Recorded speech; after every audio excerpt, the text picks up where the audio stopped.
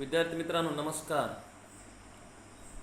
या अगोदर आपण महानुभाव संप्रदायाच्या अनुषंगानं हा विचार केला. त्यानंतर आपण महानुभाव संप्रदायावर मी तुम्हाला PDF मध्ये नोट्स देखील पाठवले. आज आपल्याला वारकरी संप्रदायाच्या अनुषंगानं चर्चा करायची. या अगोदरच्या तासिकेमध्ये आपले 2 प्रकरण संपलेले आहेत. पहा, त्याच्यामध्ये पहिले जे प्रकरण आहे शिलालेख, ताम्रपट आणि आद्यकवी मुकुंदराज. नंतर दुसरं महानुभाव पंथ. महानुभाव पंथाचा अभ्यास करत असताना आपण महानुभावकालीन महाराष्ट्र, महानुभावाचं तत्त्वज्ञान, महानुभावाचा आचारधर्म, महानुभाव पंथाचे संस्थापक श्री चक्रधर, नंतर गोविंद प्रभू यांचं चरित्र अभ्यासून त्यांचं जे वाङ्मय आहे त्या वाङ्मयाचा अभ्यास करत असताना आपण 2 भागामध्ये त्यांचा अभ्यास केला. एक गद्य आणि दुसरं पद्य. गद्याचा अभ्यास करत असताना आपण लीलाचरित्र, गोविंद प्रभू चरित्र, दृष्टांतपाठ, सूत्रपाठ असे 4 ग्रंथाचा अभ्यास केला. आणि पद्यामध्ये आपण 7 ग्रंथाचा काय केला अभ्यास केला. आज आपल्याला खऱ्या अर्थानं वारकरी संप्रदायाच्या अनुषंगानं चर्चा करायची. विद्यार्थी मित्रांनो, तुम्हाला माहीतच आहे की महाराष्ट्रामध्ये जे काय विविध संप्रदाय, विविध पंथ आहेत, त्यामध्ये सगळ्यात महत्त्वाचा किंवा पूर्ण महाराष्ट्रभर ज्या संप्रदायाचे आपल्याला लोक आढळतात असा संप्रदाय म्हणजे वारकरी संप्रदाय. महाराष्ट्रामध्ये अनेक संप्रदाय आहेत. त्याचा आपण अभ्यास केला. तो महानुभाव पंथ असेल, वीरशैव संप्रदाय, दत्त संप्रदाय, समर्थ संप्रदाय, या सर्वही संप्रदायापेक्षा महाराष्ट्रामध्ये सर्वात जास्त आपल्याला वारकरी संप्रदायाचे लोक आढळतात. लक्षात घ्या. आता हा जो वारकरी संप्रदायाला वेगवेगळ्या नावाने तो महाराष्ट्रामध्ये ओळखला जातो. कुणी त्याला भक्ती संप्रदाय म्हणते, कुणी भागवत संप्रदाय असं म्हटलेलं आहे. याशिवाय वारकरी संप्रदाय म्हणून तो महाराष्ट्रामध्ये प्रसिद्ध आहे. महाराष्ट्रामध्ये या संप्रदायाचे लोक फार मोठ्या प्रमाणामध्ये आपल्याला आढळतात. आता वारकरी संप्रदायाचा अनुषंगानं आपण जेव्हा अभ्यास करतो तेव्हा आपल्या असं लक्षामध्ये येतं खरी वारकरी संप्रदाय हा महानुभाव पंथाप्रमाणेच पुरोगामी असणारा हा संप्रदाय. माणसाला या संप्रदायानं काय केलं महत्त्व दिलं. आणि त्यामुळं वैदिकांनी ज्यांना धर्माचा अधिकार नाकारला होता, स्त्री आणि शूद्र यांना तो अधिकार परत मिळवून देण्याचं काम वारकरी संप्रदायाने केलेलं आपल्याला दिसून येते. आणि त्यामुळं तुम्हाला असं दिसतं की वारकरी संप्रदायामध्ये 18 पगड जातीचे संत जे निर्माण झाले त्याचं कारण असं आहे की या संप्रदायानं आपल्या भागवत संप्रदायाची द्वार सर्वांसाठी काय केली खुली केली. कुळ जाती वर्ण अवघेची अकारण, किंवा यारे सारे लहान थोर भलते याती नारी नर. कुळ जात वर्ण हे थोतांड आहे लक्षात घ्या. किंवा आमच्या संप्रदायामध्ये यारे सारे लहान थोर, कुणी या, लहान या, मोठे या, याती म्हणजे अस्पृश्य या, नारी आणि नर या, स्त्री आणि पुरुष सर्वांसाठी आमचा काय पंथ खुला आहे. आणि त्यामुळं आपल्याला असं दिसतं की महाराष्ट्रभर या संप्रदायाचे लोक मोठ्या प्रमाणामध्ये आढळतात. आता या संप्रदायाचे जे दैवत आहे ते तुम्हाला माहितीच आहे की पंढरपूरचा पांडुरंग ना, ज्याला विठ्ठल असंही म्हटलं जातं. संत नामदेवाने पांडुरंगाला समन्वयक मानून 18 पगड जातीच्या लोकांना पंढरपूरला गोळा केलं लक्षात घ्या. आणि त्या ठिकाणी त्यांनी खऱ्या अर्थानं वारकरी संप्रदाय महाराष्ट्रभर पोहोचण्याचं काम आपल्याला संत नामदेवानं केलेलं दिसून येतं. आणि त्यामुळं वारकरी संप्रदायाचे जे दैवत आहे तो पंढरपूरचा पांडुरंग आहे लक्षात. आणि त्यामुळं वारकरी संप्रदायामधल्या प्रत्येक माणसाला, प्रत्येक वारकऱ्याला पांडुरंगाविषयी प्रचंड आस्था आहे लक्षात. आणि त्यामुळं पांडुरंगावर जवळजवळ सर्व संतांनी आपल्याला अभंग लिहिलेले दिसून येतात. संत तुकाराम तर असं म्हणतात की आल्यानो संसारा, कुठं जा तर पंढरपूरला जा. का जा तर त्या ठिकाणी दिनाचा सोयरा पांडुरंग. पांडुरंगाला त्यांनी सोयरा असं म्हटलंय. लक्षात घ्या, काय म्हटलं पा? सोयरा. तो कोणाचा सोयरा आहे? तर दिनाचा. दिन म्हणजे कोण? तर गरीब. लक्षात घ्या, जो सामान्य माणूस आहे त्यांचा सोयरा कोण आहे पा? पांडुरंग आहे. आणि त्यामुळं जन्माला आलेल्या प्रत्येक जीवानं पांडुरंगाकडे जाणं आवश्यक असते म्हणतात. किंवा संत ज्ञानेश्वरांनी देखील आपल्या अभंगामध्ये पांडुरंगाचं महात्म्य काय केलेलं आहे पा? विशद केलेलं आहे.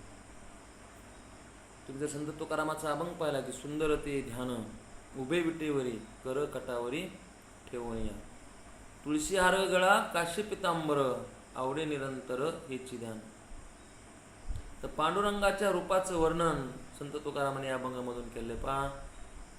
पांडुरंगाचं महात्म्य सांगणारे, पांडुरंगाच्या रूपाचे वर्णन करणारे अनेक अभंग सर्व संतांनी काय केलेत पा?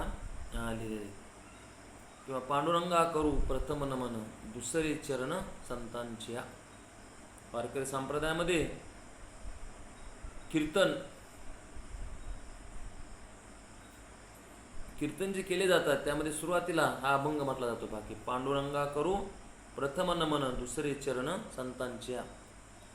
पांडुरंगाला पहिला नमन आहे. लक्षात घ्या. दुसरं कोणाला आहे पा? तर संतांना. पांडुरंगाला आणि संतांना महत्त्व देणारा हा काय पा? हा संप्रदाय. आणि त्यामुळं पांडुरंगाच्या रूपाचे महात्म्य सांगणारे, पांडुरंगाची महती सांगणारे अनेक अभंग आपल्याला वारकऱ्यांनी लिहिलेले दिसतात. त्याचं कारण असं आहे की वारकरी संप्रदायाचे दैवत हे पंढरपूरचा पांडुरंग. पंढरपूरचा काय पा? पांडुरंग. आणि त्यामुळं पांडुरंगाच्या रूपावर पांडुरंगाचे गुणगान वर्णन करणारे, त्याच्या रूपाचे वर्णन करणारे अभंग आपल्याला या ठिकाणी अनेक संतांनी लिहिलेले दिसून येतात. संत चोखामेळ्याने देखील म्हटलं की धाव घाली विटू आता चालू नको मंद. त्याने विटू असं म्हटलेलं आहे. संतांनी पांडुरंगालाच आपलं काय केलं आहे पा? मायबाप मानलेलं आहे. संत जनाईने देखील पांडुरंगाला काय म्हटलेलं पा? आपलं आई वडील मानलेले पा, मायबाप मानलेले. आणि त्यामुळं सर्व संत पांडुरंगाचे महात्म्य वर्णन करताना आपल्याला दिसतात पा. समचरण दृष्टी विटेवरी साजरी तेथे माझे हरी वृत्ती राहो, अनिक नलगे माईक पदार्थ तेथे माझे अर्थ नको देवा, ब्रह्मादिकपदे दुखाचे शिराणी तेथे चित्त झनी पडो दिशी. तर तुकारामांनी हा जो समचरणामध्ये उभा असणारा जो पांडुरंग आहे, तुका म्हणेन मागे काय अनिक तुझे पायी सुख सर्व आहे. तुझ्या पांडुरंगाच्या पायावर सर्व सुख आहे. आणि त्यामुळं पांडुरंगाच्या रूपाचं, पांडुरंगाचं महात्म्य वर्णन करणारे आपल्याला अनेक अभंग दिसतात. त्याचं कारण असे पहा की वारकरी संप्रदायाचे दैवत हे पंढरपूरचा पांडुरंग आहे. वारकरी संप्रदायाचा अभ्यास करत असताना आपण त्याच्या दैवताच्या अनुषंगाने चर्चा केली पहा. त्यांची काही तीर्थस्थान आहेत वारकरी संप्रदायाची. लक्षात घ्या, गया, काशी, मथुरा हे त्यांचे तीर्थस्थान नाही. हे तुम्ही समजून घ्या. पंढरपूर ठीक आहे ना, हे अत्यंत महत्त्वाचं तीर्थस्थान त्यांनी मानलेले. कारण पंढरपूरला दिनाचा सोयरा असणारा पांडुरंग तिथे नांदतोय. याचबरोबर संत तुकाराम यांचं जन्मगाव देहू. संत तुकारामाच्या पदस्पर्शानं पुनीत झालेली जी भूमी देहू, ही देखील त्यांनी तीर्थस्थान महत्त्वाचं मानलेलं आहे. संत ज्ञानेश्वरांची ज्या ठिकाणी समाधी आळंदी, ते देखील त्यांनी तीर्थस्थान वारकरी संप्रदायाने मानलेलं आहे. आणि आपल्याला असं दिसतं पहा, पैठण ज्या ठिकाणी संत एकनाथ ते त्या ठिकाणी वावरलेले आहेत. लक्षात घ्या. आणि त्यामुळे मग पैठण, आळंदी, देहू आणि पंढरपूर ही काय पहा वारकऱ्यांची तीर्थस्थाने. या तीर्थस्थानाचा महिमा देखील अनेकांनी गायलेला आहे. पंढरपूर हे वारकऱ्यांचं सर्वात महत्त्वाचं काय पहा तीर्थस्थान. त्याचं कारण असं आहे की त्या ठिकाणी पांडुरंग नांदतोय पहा, लक्षात घ्या. आणि त्यामुळं मग पंढरपूरचे महात्म्य सांगणारे अनेक अभंग आपल्याला संतांनी लिहिलेले दिसतात. संत नामदेवानं तर असं म्हटलंय पहा की सुखा लागी करशी तळमळ तरी तू पंढरीशी जाय की, मग तू अवघाची सुखरूप होशी जन्मोजन्मीचे दुःख विसरशी. तुला जर सुख हवं असेल, लक्षात घ्या, सामान्य जनांना त्यास म्हणतात, तुम्हाला जर सुख हवं असेल तर तुम्ही कुठं जा? पंढरपूरला जाय का नाही. सुखा लागी करशी तळमळ तरी तू पंढरीशी जाय एक वेळ, मग तू अवघाची सुखरूप होशी जन्मोजन्मीचे दुःख विसरशी. चंद्रभागे एक करिता स्नान, आहे का ना, तिथे चंद्रभागेच त्यांनी पूर्ण ते पंढरपूरचं महात्म्य त्यांनी विषद करत असताना तिथलं पूर्ण वर्णन त्यांनी केलं पहा. पंढरपूर, गरुडखांब, का नाही, ते महाद्वार, याचं या अभंगामध्ये चित्रण येतं पहा. आणि त्यामुळं पंढरपूरला सर्व संतांनी काय म्हटलेलं आहे पहा, माहेर असं म्हटलेलं आपल्याला दिसून येतं पहा. संत तुकारामाने देखील पंढरपूरचं महात्म्य सांगताना असं म्हटलं पहा की ऐसा पंढरीचा महिमा, आहे का नाही, ऐसा पंढरीचा महिमा. पंढरीचा महिमा असा आहे की सर्व तीर्थस्थानांमध्ये ते सगळ्यात श्रेष्ठ असणारं ते तीर्थस्थान आहे. ऐसा ठाव नाही कोटे देव उभा उभी भेटे, असं म्हटलेलं आहे. पंढरपूरला देव कुठं? पंढरपूरला आपल्याला पांडुरंग उभा उभी भेटतो, लक्षात घ्या. त्यामुळं त्यांनी पंढरपूरचं महात्म्य या ठिकाणी वर्णन केलेलं आपल्याला या ठिकाणी दिसून येतं. तर जन्माला आलेल्या प्रत्येक जीवाने पंढरपूरला जावं, कारण पंढरपूरला दिनाचा स्वैर असणारा पांडुरंग हा त्या ठिकाणी नांदतोय. त्यामुळे पंढरपूर, आळंदी, देहू आणि पैठण ही त्यांची प्रामुख्याने काय तर तीर्थस्थान आहेत वारकऱ्यांची. आणि त्यामुळे आपल्याला असं दिसतं पहा की वारकरी संप्रदायामध्ये पंढरपूर आणि पांडुरंग यांचं महात्म्य आपल्याला सर्व संतांनी सांगितलेलं या ठिकाणी दिसून येतं पहा. आता वारकरी संप्रदायाचे काही ग्रंथ आहेत, लक्षात घ्या.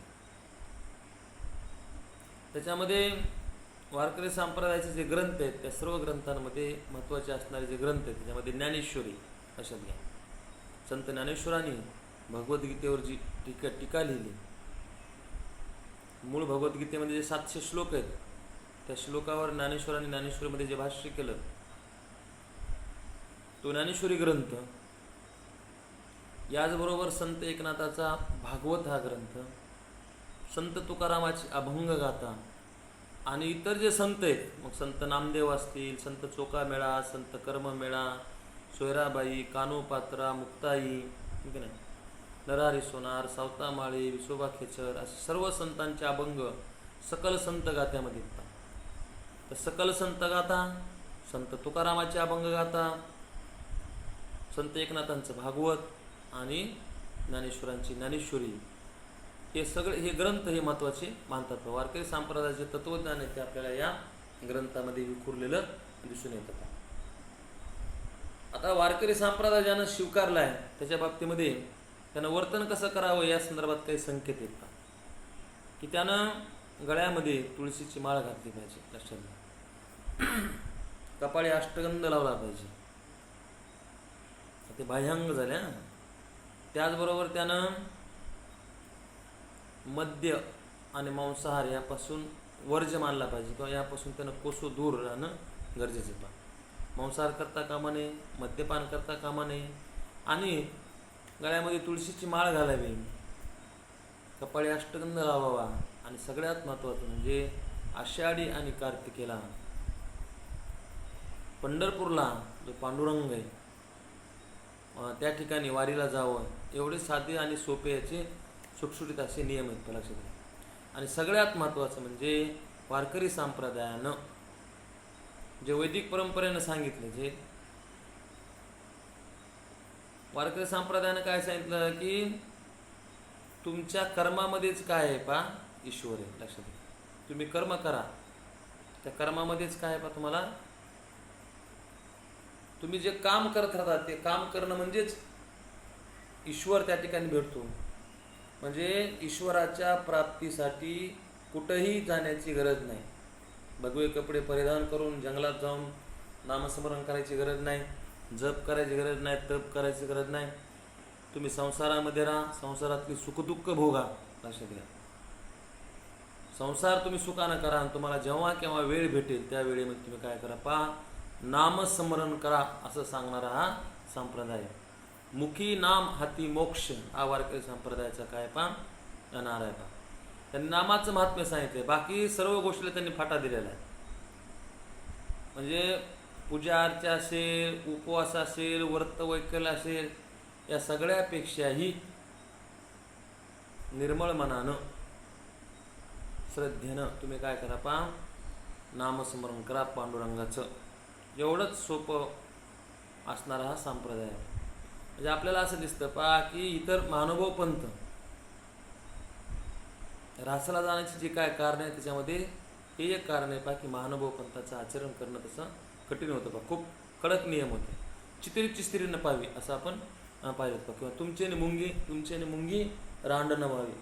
कडकडीत अहिंसा पाळणारा, कडकडीत वैराग्य पाळणारा असा हा महानुभाव पंथ. वारकरी पंथ त्या तुलनेने सोपा आहे की तुम्ही सुखानं लग्न करा. लक्षात घ्या, सुखानं संसार करा आणि संसार करत असताना संसारातला आनंद घ्या. म्हणजे कुठं बी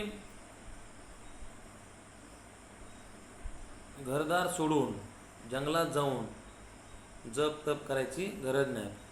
संसारात राहा, संसारातला आनंद भोगा आणि जेव्हा तुम्हाला वेळ भेटेल तेव्हा तुम्ही काय करा, पहा नामस्मरण करा असा सांगणारा हा पंथ आहे. पण त्यामुळे आपल्याला असं दिसतं पहा की पूर्ण महाराष्ट्रामध्ये हा पंथ फार मोठ्या प्रमाणामध्ये फोफवलेला आपल्याला दिसून येतो.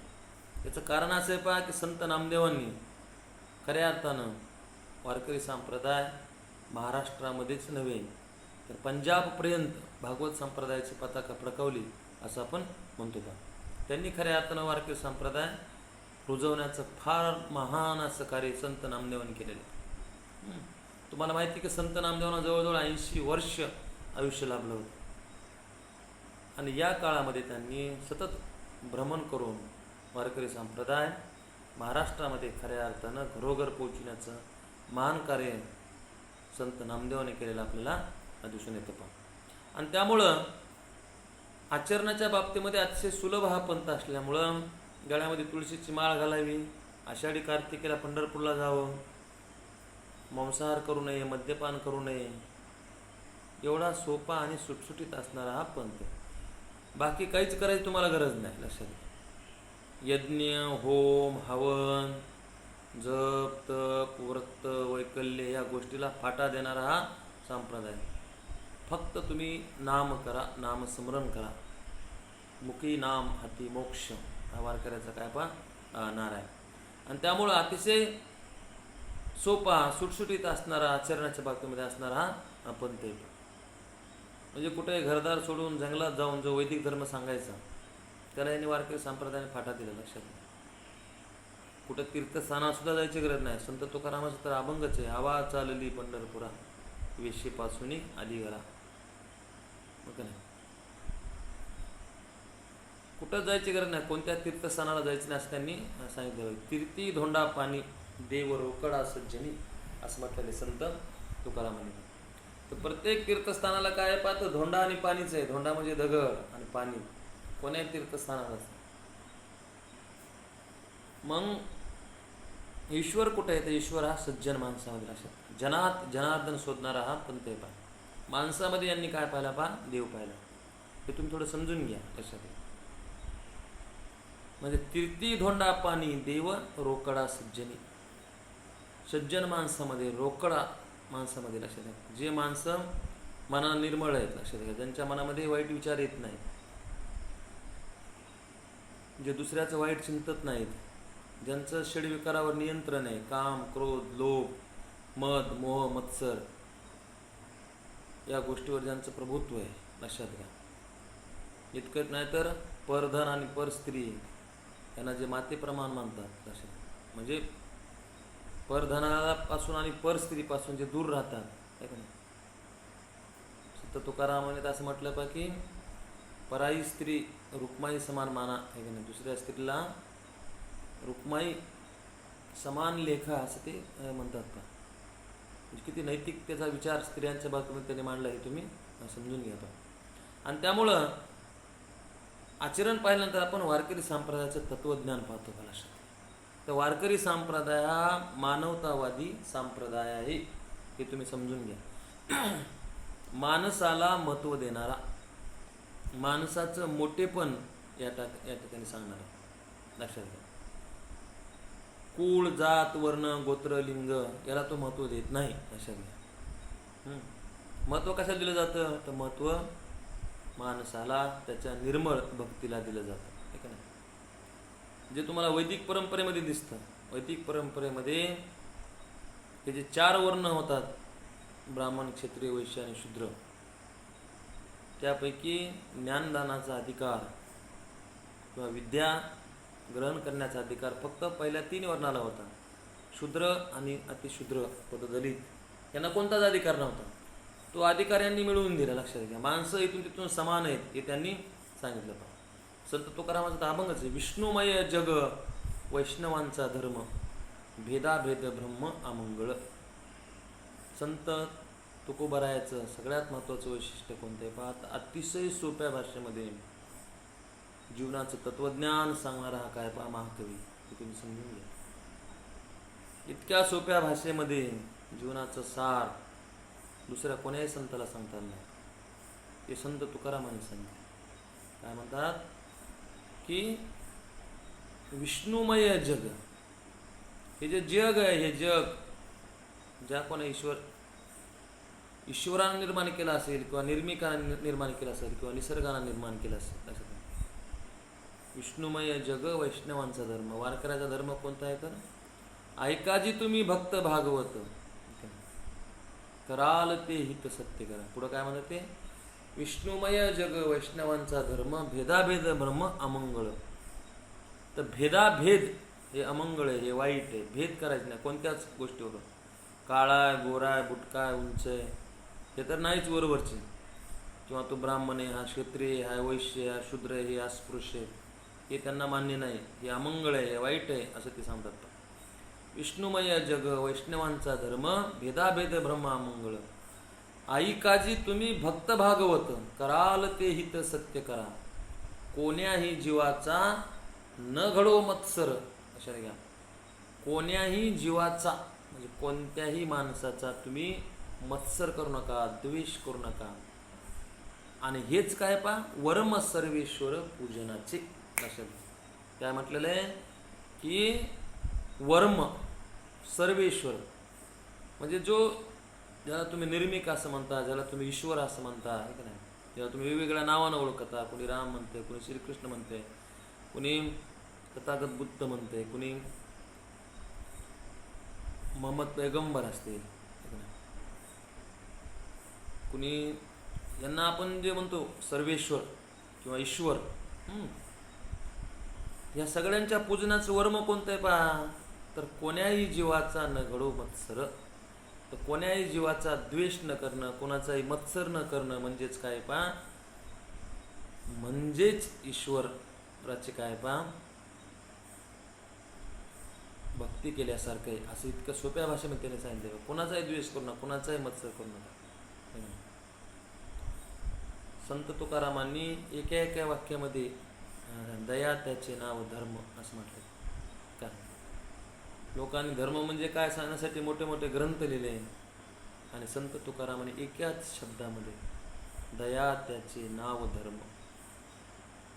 दया प्रेम, सर्वांवर प्रेम करणं हाच काय पाय धर्म आहे, हे त्यांनी इतक्या सोप्या भाषेमध्ये संत तुकारामांनी सांगितलं. लोक पाप आणि पुण्य याच्या अनुषंगाने चर्चा करतात. संत तुकारामांनी पाप या शब्दाचे व्याख्या एका शब्दात केली पहा, परपीडा ते पाप, परोपकार ते पुण्य. संत तुकारामांनी परपीडा म्हणजेच पाप मानले. दुसऱ्यांना दुःख देणं, दुसऱ्यांना त्रास देणं, हेच काय पाप. आणि पुण्य पुण्य तुम्ही जे म्हणता ना, काही लोक गंगेत स्नान करण्यानं पुण्य मानतात, काही लोक तीर्थस्थानाला गेल्यानं पुण्य मानतात, ठीक नाही. काही लोक होम केल्यानं पदरात पुण्य पडा असं म्हणतात. त्यामुळे होम करतात, हवन करतात. काही लोक तीर्थस्थानाला जातात, काही लोक उपवास धरतात, काही लोक व्रत वैकल्य करतात. संत तुकाराम म्हणले हे काहीही करायची गरज नाही. परोपकार ते पुण्य. परोपकार ते पुण्य. दुसऱ्यांना मदत करणं लक्षात घ्या. जे दीन आहेत, जे दुबळे आहेत, लक्षात घ्या, अशा माणसांना मदत करणं म्हणजेच काय पुण्य. पाप पुण्य याचा वेगळा अर्थ संत तुकाराम सांगता हे तुम्ही समजून घ्या. आणि त्यामुळं ते असं म्हणतात की जे का रंजले गांजले तयासी म्हणे जो आपुले, तोची साधू ओळखावा देव तेथेच जाणावा. रंजले गांजल्याचे जो अश्रू पुसतो, जे दुखीत, लक्षात घ्या, अशा माणसांना जो मदत करतो तोच साधू आहे, तोच संत आहे. नवे नवे तुम्ही जे म्हणता ना देव देव तर तोच आहे असं त्यांनी सांगितलं बा. दया करणे पुत्राशी तुची दासा आणि दासी. संत कसे असतात तर पोटच्या लेकरासारखं पुत्रवत प्रेम तुम्ही आपल्या नौकर चाकरावर केलं पाहिजे, नौकरावर केलं पाहिजे. गरीब माणसं दया करणे पुत्राशी तुची दासा आणि दासी. तुका म्हणे सांगू किती तोची भगवंताची मूर्ती. तोच साक्षात काय ईश्वर आहे. लक्षात घ्या. कोण? तो जो दीनदुबळ्यांची सेवा करतो, जो गोरगरिबांना मदत करतो. तुकारामाच्या भाषेमध्ये जर आपण पाहायला गेलो तर आज ईश्वर कोण आहे? अण्णा हजारे, सिंधुताई सपकाळ, तात्याराव लहाने, ज्यांनी समाजासाठी आपलं आयुष्य वेचलंय. अशा त्यांच्यामध्येच काय परमात्मा आहे. त्यांच्यामध्येच काय ईश्वर आहे. नवे नवे तेच कोण आहेत ईश्वर आहे. इतकं सोप्या भाषेमध्ये संत तुकाराम सांगितलं. लोकांनी मोठी मोठी पुराणं लिहिली ईश्वराचा शोध घेण्यासाठी, परंतु संत तुकारामाने मात्र अतिशय सोप्या भाषेमध्ये संत कोणाला म्हणावं, ईश्वर कुठे हे त्यांनी हा म्हणजे वारकरी संप्रदाय या स्वरूपाचा. लक्षात घ्या. जनात जनार्दन शोधणारा, मानवतेची दाही फिरवणारे वारकरी संप्रदाय तत्वज्ञान आहे. लक्षात घ्या. मानवतावाद त्यांनी मांडलेला आपल्याला दिसून येईल. आणि त्यामुळं वारकरी संप्रदायाचे जे तत्वज्ञान आहे ते तत्वज्ञान या स्वरूपाचे. अस्पृश्यता मानत नाही, ते जातीयता मानत नाहीत, भेदाभेद वगैरे मानताना आपल्याला दिसत नाहीत. तुम्हाला माहिती की संत नामदेवांनी पांडुरंगाच्या मंदिर आहे, मंदिराच्या पायथ्याला तिथं माझ्या चोकोबाची समाधी आपल्याला बांधलेली दिसते. चोकामेळा या अस्पृश्य होते, संत होते, त्याची समाधी आपल्याला पांडुरंगाच्या तिथे दिसते. आणि त्यांच्याच पुढं आपल्याला संत नामदेवाची समाधी दिसते पायरीला. तर सांगायचा मुद्दा असा आहे की वारकरी संप्रदायाने नुसते विचार मांडले नाही तर ते आचरणामध्ये आणण्यासुद्धा प्रयत्न केला. काही मर्यादा असतील, परंतु आपल्याला जर तो काळ लक्षात घेतला की ज्या काळामध्ये इथं धर्मसत्ता प्रचंड प्रभावी, लक्षात घ्या, राजसत्ते व धर्मसत्तेचं नियंत्रण आहे, अशा काळामध्ये संत नामदेवांनी फार मोठं बंड केलेलं आहे. लक्षात घ्या. आणि भोजन समाजामधल्या 18 पगड जातीच्या लोकांना वारकरी संप्रदायामध्ये सामावून घेतलं. नुसतं सामावूनच घेतलं नाही तर त्यांनी संतत्व पदापर्यंत पोहोचण्याचं काम केलेलं. लक्षात घ्या. वारकरी संप्रदायाने फार मोठं बंड केलेलं आहे. वेदामध्ये सांगितले की ब्राह्मण हाच गुरु. लक्षात घ्या. उच्च वर्ण्यामध्ये जो पहिला वर्ण आहे त्यालाच गुरु होण्याचा अधिकार आहे. वारकऱ्याने ते नाकारलं. लक्षात घ्या. वारकऱ्यानं गुरु होण्याचा अधिकार सर्वांना बहाल केला. लक्षात घ्या. संत नामदेव असतील, संत तुकाराम असतील, म्हणजे तुम्हाला उलटं सुट्ट झालेलं दिसतं वारकरी संप्रदायामध्ये. असे काय संत बहिणाबाई या जन्मानं उच्चवर्णीय आहे, ब्राह्मण आहेत, आणि त्यांचे गुरु कोण आहेत पाहत संत तुकाराम आहेत. तुकारामाच्या भाषेमध्ये जे शूद्रवंशी जन्मलो मनोनिदंबे मोकललो, तर ते शूद्र आहेत. शूद्रवंशामध्ये त्यांचा काय झालेला जन्म झालेला आहे. वेद काय सांगतात? वेद हे सांगतात की ब्राह्मणांनाच गुरु होण्याचा अधिकार आहे. दुसरं कोणालाही गुरु होता येत नाही. हे सगळा इतिहास तुम्हाला माहिती आहे. आणि त्यामुळं वारकरी संप्रदायामध्ये मात्र आपल्याला असं दिसतं पा की उलटं सुलटं झालेलं, की संत बहिणाबाईचे गुरु कोण आहेत पा? संत तुकाराम आहेत. अशा संत जनाईचे गुरु संत नामदेव आहेत. चोखामेळ्याचे गुरु संत नामदेव आहेत. आपल्याला म्हणजे हा फरक दिसतो, हे तुम्ही समजून घ्या पा. म्हणजे बंडखोर असणार हा पंथ आहे. कोणत्याही संप्रदायाचं मूल्यमापन करत असताना आपल्याला तो काळ नजरेसमोर ठेवावा लागतो. वारकरी संप्रदायाचं मूल्यमापन करत असताना आज 20व्या शतकामध्ये आपल्याला करता येत नाही लक्षामध्ये. तर तो काळ, त्या काळातली धर्मसत्ता, त्या काळातली राजसत्ता, त्या काळातलं सामाजिक वातावरण, हे सगळं नजरेसमोर ठेवून आपण जेव्हा वारकरी संप्रदायाचं मूल्यमापन करायला लागतो, तेव्हा वारकरी संप्रदाय आपल्याला विद्रोही संप्रदाय दिसतो, बंडखोर संप्रदाय दिसतो, व्यवस्थेच्या विरोधामध्ये दंड ठोकून उभा राहणारा हा संप्रदाय आहे लक्षात घ्या. आणि त्यामुळं त्यांनी भेदाभेद मानलं नाही, अस्पृश्यता मानली नाही, जातीयता मानली नाही. या गोष्टी त्यांनी फाटा दिलेला आपल्याला दिसून येतो. ठीक आहे. संत तुकारामाने म्हटलं, वेदाताचा तो अर्थ आम्हास ठावा, इतराने व्हावा भारमात. तुकाराम महाराज असं मानले की वेदामध्ये काय आहे ते आम्हाला सगळं माहिती आहे म्हणायचं. हिंदू धर्मामध्ये त्यांचे पवित्र ग्रंथ वेदांना मानलं जातं. तुकारामाने वेदाचा तो अर्थ आम्हाच ठावा, इराने व्हावा भारमात. ज्याला डोक्यावर घेऊन नाचायचे ते नाचा म्हणा. आम्हाला वेदामध्ये काय आहे ते माहिती, वेदातलं जे तत्वज्ञान आहे ते आम्हाला माहिती. आणि त्यामुळं वेदांना वगैरे त्यांनी प्रमाण मानलेलं नाही, हे तुम्ही समजून घ्या. असे वारकरी संप्रदाय वेदांना प्रमाण मानत नाही, जसं महानुभव पंथ मानत नाही.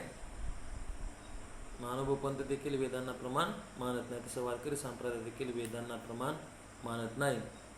वैदिक परंपरेच्या विचारातले अनेक म्हणजे विरोधातले अनेक विचार आपल्याला वारकरी संप्रदायामध्ये दिसतात लक्षात. जसं मी तुम्हाला आत्ताच सांगितलं की वेदामध्ये गुरु होण्याचा अधिकार विशिष्ट वर्णाला होता, ते वारकरी संप्रदायाने नाकारलेला आपल्याला या ठिकाणी दिसून येतं. वेदामध्ये विद्याचा, ज्ञानाचा अधिकार शूद्र अस्पृश्यांना नव्हता लक्षात घ्या, स्त्रियांना नव्हता. तो अधिकार वारकरी संप्रदायाने मिळवून दिला. आणि त्यामुळे मग तुम्हाला वारकरी संप्रदायामध्ये संत जनाई दिसते, संत मुक्ताई दिसते. ठीक आहे. संत कानोपात्रा ही ते एका गणिकेची मुलगी अशा समाजातल्या अत्यंत खालच्या स्तरात जिचा जन्म झालेला आहे, अशा मुलीला देखील वारकरी संप्रदायानं आपल्यामध्ये सामावून घेतलंय. हे फार मोठं वारकरी संप्रदायाचं कार्य आहे, हे तुम्ही लक्षात घ्या. वारकरी संप्रदायाचं महत्त्व यामध्ये की ज्या काळामध्ये अतिशय हीन जातीतल्या लोकांना हीन मानलं जात होतं, त्यांना संतत्वाचा त्याने अधिकार दिलेला लक्षात घ्या. संत होण्याचा चोखामेळा असतील, कर्ममेळा असतील, संत सोयराबाई असेल, विसोबा खेचर असतील, सावतामाळी असेल, नरहरी सोनार असेल, हे सगळे तुम्हाला 18 पगड जातीमध्ये संत दिसतात, ज्यांच्या जे वेदाच्या भाषेमध्ये शूद्र आहेत लक्षात घ्या. त्यांना वारकरी संप्रदायानं संतत्व बहाल केले, संतत्वाचा अधिकार दिलेला आहे. अधिकार त्याचा करू उपदेश असं तुकाराम म्हटलेले लक्षात. त्यांनी तसा अधिकार प्राप्त केला आणि तसा त्यांनी काय केलं पा उपदेश केलेला आपल्याला दिसून येतो पा. आणि त्यामुळं अस्पृश्यच्या विरोधामध्ये, जातीच्या विरोधामध्ये, कर्मकांडाच्या विरोधामध्ये संतांनी अभंगामधून प्रकटपणे आपले विचार मांडलेले आहेत. तुम्हाला चोखामेळाचा तो अभंग माहितीच आहे. उस डोंगा परी रस नवे डोंगा, काय भुलला सवरली या रंगा. ऊस वाकडा असतो लक्षात, डोंगा म्हणजे वाकडा. उस डोंगा परी रस नवे डोंगा, त्यामध्ये असणारा जो रस आहे तो काय वाकडा असत नाही, तो कसा सर्वांनाच गोड, मधुर आणि पाचक असा तो रस असतो. तसं आम्ही कुठं जन्माला आलो हे महत्त्वाचं नाही. चोखामेळा म्हणतात आमची भक्ती ही कशी पा, भक्ती पा. उस डोंगा परी रस नवे डोंगा, काय भुलला सवरल्या रंगा. सामान्य माणसं वरल्याच रंगाला बोलतात, कुठं जन्म झाला याला महत्त्व देतात.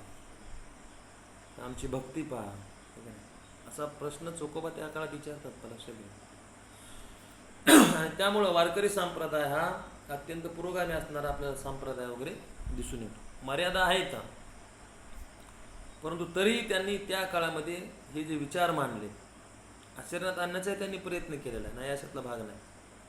तुम्हाला मी आता सांगितलं की संत चोखामेळ्याची समाधी संत नामदेवानी पांडुरंगाच्या समोर बांधलेली. तुम्ही आज जर पंढरपूरला गेलात तर पहिल्यांदा आपल्याला चोखोबाचं दर्शन घ्यावं लागतं, नंतर नामदेवाचं दर्शन आहे, नंतर पांडुरंगाचं दर्शन घ्यावं लागतं. हे तुम्ही समजून घ्या. ज्यांना शूद्र गणल्या जात होतं त्या लोकांना एवढं महत्त्व, म्हणजे जात धर्म पंथ गोत्र याला विरोध करणारा असणारा हा पंथ आहे, हे मला तुम्हाला या ठिकाणी सांगायचे पहा. आणि त्यामुळं हा जो पंथ आहे हा पंथ अतिशय बंडखोर. तुकारामाने ते सरळ सरळ त्यांच्या अभंगामध्ये उल्लेख केला पहा की महाराशी शिवे कोपे ब्राह्मण तो नव्हे. हे अभंग तुम्ही नीट समजून घ्या. असं घ्या. वारकरी संप्रदायाचं तत्वज्ञान खऱ्या अर्थानं अलीकडचे कीर्तन करणारे जे कीर्तनकार आहेत त्यांनी मांडलेलं नाही. लक्षात घ्या. आजही ते पारंपरिक विचार मांडताना आपल्याला कीर्तनात दिसतात. तसं नाही, अत्यंत बंडखोर असणार आपण ते. आता संत तुकारामाचा तुम्ही अभंग पहा. महाराशी शिवे कोपे ब्राह्मण तो नव्हे, तया प्रायचित्त काही देह त्याग करिता. या अभंगामध्ये कोणता शब्द अवघड आहे, कोणती वेळ अवघड आहे, त्याचा आपल्याला अर्थ कळत नाही. आहे काय असा एखादा तरी शब्द किंवा एखादा तरी ओळ. महाराशी शिवे कोपे ब्राह्मण तो नव्हे, म्हणजे महार जातीतल्या माणसाला शिवल्यानंतर ज्याला राग येतो, आहे का नाही, कोपे ब्राह्मण तो नव्हे. ज्याला राग येत आहे लक्षात घ्या, मग तो कुणी असो, उच्चवर्णीय मग ब्राह्मण वगैरे असो, तया प्रायचित्त काही देह त्याग करिता नाही. अशा माणसानं विटाळ केल्यानंतर जो पाप मानतो, जो वाईट मानतो, लक्षात घ्या, ज्याला विंटाळ होतो तो माणूसच नाही असतो. तुकाराम म्हणाले त्याला प्रायचित्त काय, त्याने जीव जरी दिला देह त्याग करिता नाही. त्या प्रायचित्त काही देह त्याग करिता नाही. नातळे चांडाळ त्याचा अंतरी विटाळ. त्या माणसानं देह त्याग जरी केला तरी त्याला प्रायचित्त कमी, असं संत तुकाराम म्हणतात. अशा अभंगावर कीर्तनकार कीर्तन करत नाहीत, हे मी तुम्हाला सांगतो. लक्षात घ्या. आपण वारकरी संप्रदायाचा अभ्यास करत असताना भावनिक होऊन चालत नाही. वारकरी संप्रदायाचा अभ्यास करत असताना आपल्याला वारकरी संप्रदायाने जे बंडखोर विचार मांडले ते विचार मांडताना आपल्याला अलीकडचे कीर्तनकार सुद्धा दिसत नाहीत. कारण त्यांनी जर संत तुकाराम खऱ्या अर्थानं मांडायचा प्रयत्न केला तर त्यांचे दुकानं बंद होतात. लक्षात घ्या. कारण संत तुकाराम सांगितले जेथे करावे कीर्तन ते अन्न सेवन.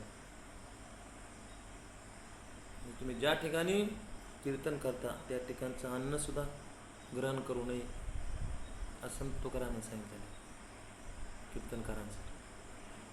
आणि त्यामुळं आपल्याला असं दिसतं पहा की वारकरी संप्रदायाचे तत्वज्ञान आहे ते खऱ्या अर्थानं मानवतावादी तत्वज्ञान आहे. हे तुम्ही समजून घ्या. माणसाला त्यांनी महत्त्व दिलं, मानवी मूल्य त्यांनी महत्त्वाची मानली. स्वातंत्र्य, समता, बंधुता, सामाजिक न्याय ही सगळी मूल्य आपल्याला त्या वारकरी संप्रदायामध्ये येताना दिसतात पहा. आणि त्यामुळं अत्यंत महत्त्वाचा असणारा हा संप्रदाय पहा. संतावर देखील त्यांनी त्या काळातल्या संतावर खूप टीका केली संत तुकारामाने. ऐसे कैसे झाले बोंधू, कर्म करोनी म्हणती साधू, अंगा लावून या राख, डोळे झाकून करते पाप, दावूनी वैराग्याची कळा, भोगी विषय सुखाचा सोळा, तुका म्हणे सांगू किती, जळो जळो म्हणाली तयाची संगती. आहे का नाही. हे सगळे भोंदू. ऐसे कैसे झाले बोंधू, कर्म करोनी म्हणते साधू. सगळेच कर्म करतात तरी स्वतःला साधू म्हणतात. अंगा लावून या राख, डोळे झाकून करते पा. गळ्यात तुळशीच्या माळा घालणार, कपाळाला भस्म लावणार, रुद्राक्ष गळ्यात दंडावर बांधणार, आहे की नाही, भगवे कपडे परिधान करणार, पण सगळेच कर्म करणार, ठीक आहे ना. सगळे वाईट गोष्टी करताना देखील आपल्याला हे लोक दिसतात. त्यामुळे त्यांना भोंदू असं म्हटलं. ऐसे कैसे झाले भोंदू, कर्म करोनी म्हणते साधू, अंगा लावून या राख, डोळे झाकून करते पाप. तुका म्हणे सांगू किती, जळो त्याची संग. अशा माणसाबद्दल किती सांगावं, अशा लोकांचं, जळो त्याची संगती, असं ते म्हणाले. त्यांनी पुढे असं म्हटलं की भगवे तरी स्वान सहज वेश तयाचं, ते अनुभवाचा काय. तुकारामाने दिलेले दृष्टांत, दिलेले उदाहरण एवढे बोलके लक्षात घ्या. संतांबद्दल असं म्हणाले की काही लोक भगवे कपडे परिधान केल्याने कोणी साधू होत नाही, कोणी संत होत नाही. भगवे तरी स्वान सहज वेश तयाच. स्वान म्हणजे कुत्रा, कुत्र्याचा रंग भगवा असतो म्हणून कुत्रा काय साधू होत नाही, लक्षात घ्या. भगवे तरी स्वान सहज वेश तयाचा, ते अनुभवाचा काय. अनुभव पाहिजे, लक्षात घ्या. त्यांना काहीच अनुभव नाही, केवळ भगवे कपडे परिधान करतात आणि स्वतःला साधू म्हणतात. त्यामुळे पुढे त्याने असे म्हटले, भगवे तरी स्वान सहज वेश तयाचा, ते अनुभवाचा काय पंथ. वाढवून जटा फिरे दाही दिशा, तरी जंबू वेशा सहज स्थिती. जटा वाढवल्यानं, दाढी वाढवल्यानं कुणी साधू होत नाही.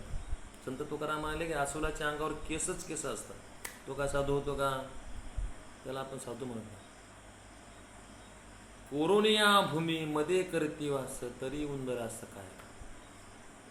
काय काय असे हटवगे स्वतःला मानणारे जे साधू असतात, स्वतः साधू म्हणणारे, एका पायावर उभे राहतात, जिमनीमध्ये राहतात. कुंभमेळ्याच्या टायमाला आपण बघतो ना साधूंचे अवतार. तुकारामाला मान्य नाही बराचशा. जटा वाढविणं, दाढी वाढविणं, हटेयोगीपणा करणं. कोरोनिया भूमी मध्ये करती वास, तरी उंदर असं काय. उंदीर तर भूमी जमिनीमध्ये राहतो, नाही का नाही. तो बी साधू झाला असता असं तुकाराम सांगितलं.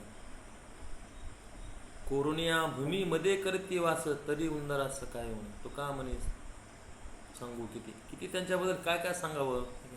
अशानं कुणीही साधू वगैरे होत नाही. पहा मग संत तुकारामाने साधू कोणाला म्हटले पहा, तर जो रंजल्या गांजलेल्यांची सेवा करू, जे का रंजले गांजले तयाशी म्हणे जो आपुले, तोची साधू ओळखावा. त्याने दुसऱ्या एक संतांचं लक्षण सांगितले काय की हिरा ठेविता ऐरणी, वाचे मारिता जोगणी, तोची मोल पावे खरा, करणीचा होय चुरा. हिरा ऐरणीवर ठेवून सोनार हिऱ्यावर घाव घालीत असतो हातोड्याचे. अशा जसे जसे घाव हातोड्याचे हिऱ्यावर पडतात तसं तसं हिऱ्यामध्ये चकाकी येते. तसे संत असतात, जगाचे आघात सहन करतात. नाही हिरा ठेविता ऐरणी, वाचे मारिता सुघनी, तोची मोल पावे खरा, करणीचा होय चुरा. म्हणजे जो हिऱ्यासारखा काचकुऱ्याचा केलेला असतो ना हिरा, त्याच्यावर एक घाव घातला की तो फुटतो. परंतु खरा जो हिरा असतो तो मात्र त्याला जास्त चकाकी येते. करणीचा होय चुरा. हिरा ठेविता ऐरणी, वाचे मारिता जोगणी, तोची मोल पावे खरा, करणीचा होय चुरा. खरे जे संत असतात ते खरे हिऱ्यासारखे संत असतात, लक्षात घ्या. खरे संत कसे असतात, ते हिऱ्यासारखे. किती त्यांच्यावर घाव पडू द्या ते सहन करतात. संत मुक्ताईने देखील संत ज्ञानेश्वरांना उपदेश करताना असं म्हटलेल्यापैकी, ताटी उघडा ज्ञानेश्वरा, मजवरी दया करा, ताटी उघडा ज्ञानेश्वरा, संत जाणे व्हावे, जग बोलणे सोसावे. जग बोलतच असतात, त्याचे बोलणं आपण सोसले पाहिजे, त्याचे बोलणे आपण सहन केले पाहिजे. लोक नावं ठेवतच असतात. असे जे सहन करणारे असतात तेच काय पहा साधू, तेच संत आहेत असं संत तुकाराम सांगितलं. त्यामुळं देव सारा, देवाना बाजूला सारा, देव सारावे परते संत पुजावे अर्थ असं म्हटलं ते. देवाला बाजूला सारून सुद्धा आम्ही काय कृपा संतांची पूजा करू असं. पण तो संत कसा पाहिजे, संत तुकारामाच्या भाषेतला संत पाहिजे, लक्षात घ्या. जो जे का रंजले गांजले तयाशी म्हणे जो आपुले, तोची साधू ओळखावा, देवतेची जाणावा. अशा संतांची ती देवाला बाजू सारून ते पूजा करतात. जसं संत कबीरानं म्हटलं ना, गुरु गोविंद दोहूकडे काके लागू पाय, गुरु बलहारी आपदे गोविंद देव बताय. माझ्या समोर संत कबीर असं म्हणतात की गुरु आणि ईश्वर उभं राहिले. मला प्रश्न पडला की सर्वप्रथम मी कोणाच्या पायाचं वंदन करावं. त्या टायमाला मला ईश्वरानं सांगितलं की तू काय कर, पहिल्यांदा गुरुचे चरण स्पर्श कर. गुरु गोविंद दोहूकडे काके लागू पाय, गुरु बलहारी आपदे गोविंद देवबत. गोविंद सांगितले गुरु कसा आहे, बलवान आहे, ताकदवान आहे, श्रेष्ठ. संत हे कसे पा श्रेष्ठ येतील. त्यामुळं संत तुकारामानं देखील संतांचं महात्म्य प्रतिपादन आहे. वारकरी संप्रदायामध्ये देखील संतांना महत्त्वाचं मानतात, पण ते संत असे असावेत सामान्य माणसावर पुत्रवत प्रेम करणारे.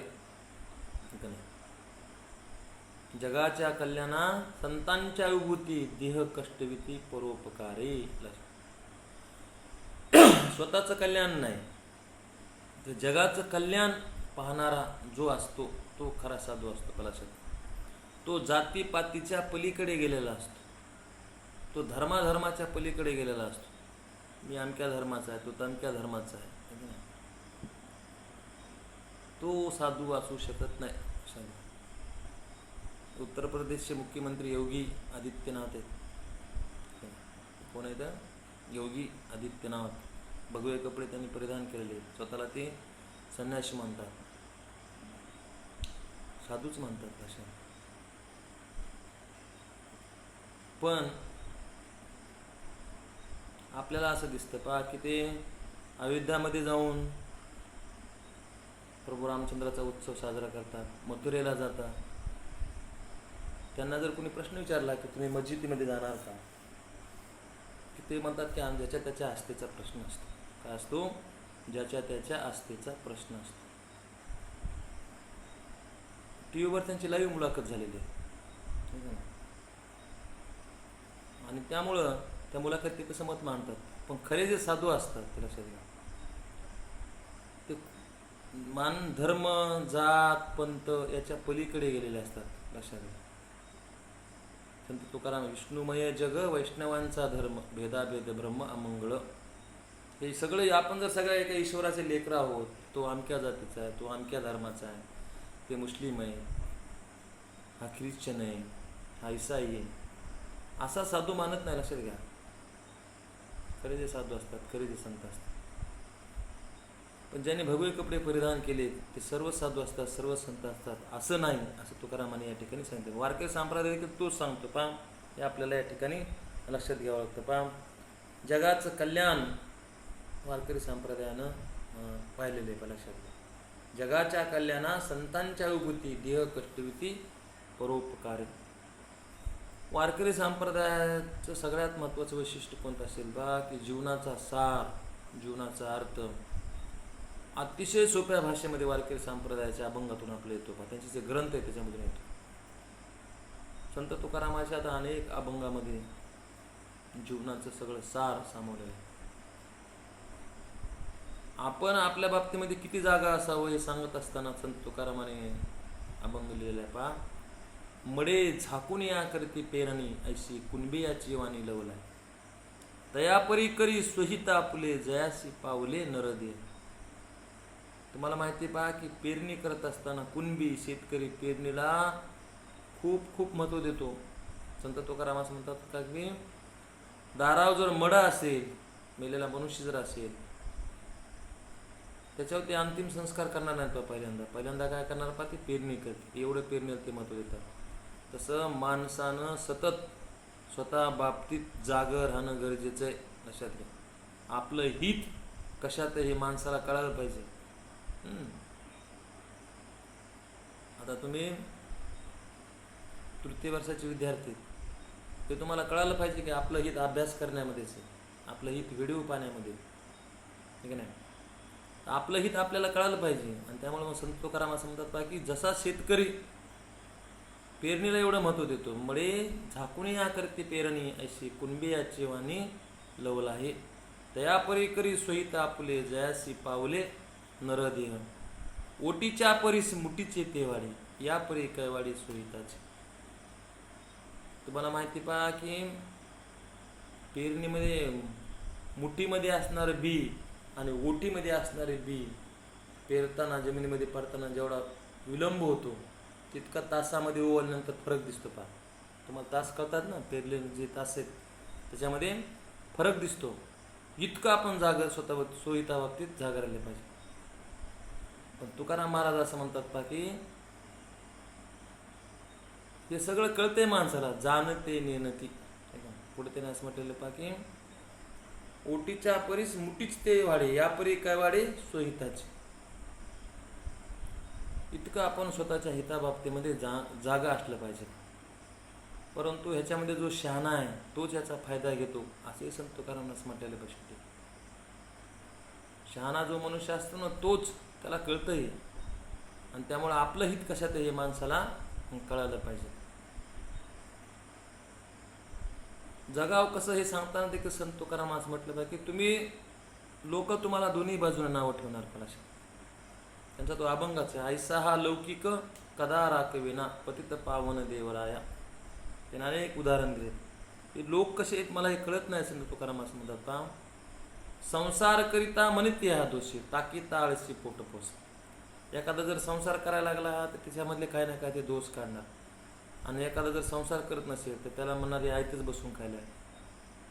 लोक दोन्ही कोण बोलतात लक्षात घे. लग्न करू जाता म्हणती हा मातला न करता झाला नपुस. एखाद्यानं जर लग्न झालं तर त्याला म्हणा बरं झालं लय माडल्यासारखं करू लागले लग्न केलं. आणि एखाद्या जर लग्न होईना झालं तर एखाद्यानं जर लग्न केलं नाही तर त्याला म्हणणार हे नपुसक आहे, त्याच्यात काही दम नाही. लोक दोन्ही कोण बोलतात लक्षात घ्या. आणि त्यामुळं धरलं तर चावतं आणि सोडलं तर पळतं असा हा समाज आहे. या समाजामध्ये आपण जगत असताना आपल्याला कळायला पाहिजे, ऐकावे जनाचे आणि करावे मनाचे. तर हे सगळ्या गोष्टी संत तुकारामाने अतिशय सोप्या सोप्या भाषेमधून वारकऱ्यांनी आपल्याला सर्व संतांनी अभंगामधून मांडलेला दिसतात पहा. आणि त्यामुळं अतिशय पुरोगामी असणार हा काय पहा पंथ. ते पुढे असे म्हणतात, भुंकती ती द्यावी भुंको आपण नाही त्याचे सुंक. तुम्ही एखादं काम करत असताना लोक तुम्हाला नावं ठेवणारच, भुंकणारच. असं त्याच्याकडे तुम्ही लक्ष ठेवू नका. भुंकती ती द्यावी भुंको आपण नाही त्याचे सुंक. भाविकांनो दुर्जनाचे मानू नाही काही साचे. तुम्ही भाविक आहे, दुर्जन माणसाकडे लक्ष देऊ नका, हे का नाही. तुम्ही तुमचं काम करा, त्याच्यामुळे तुम्हाला यश प्राप्त होईल. तर जीवनाचं तत्वज्ञान सांगणारा असा हा वारकरी संप्रदाय पहा. जगावं कसं, जगत असताना कोणत्या नैतिक मूल्याचं आपण आचरण करावं, मानवतावाद कसा जोपासावा, या अतिशय सुलभ भाषेमध्ये तत्वज्ञान वारकरी संप्रदायाने मांडलेलं आपल्याला दिसून येतं पहा. आणि त्यामुळं महाराष्ट्रामध्ये जे काय संप्रदाय निर्माण झाले, मग महानुभव पंथ असेल, वीरशैव संप्रदाय असेल, त्या संप्रदायाप्रमाणे वारकरी संप्रदाय देखील अतिशय पुरोगामी असणारा, माणसाला महत्त्व देणारा, माणसाचं मोठेपण गाणारा हा पंथ आहे पहा. या पंथामध्ये जे काही संत आहेत त्यांचा आपल्याला अभ्यास करायचा. ज्यामध्ये संत ज्ञानेश्वर आहेत, संत नामदेव आहेत, संत एकनाथ आहेत आणि इतर संत आहेत पहा.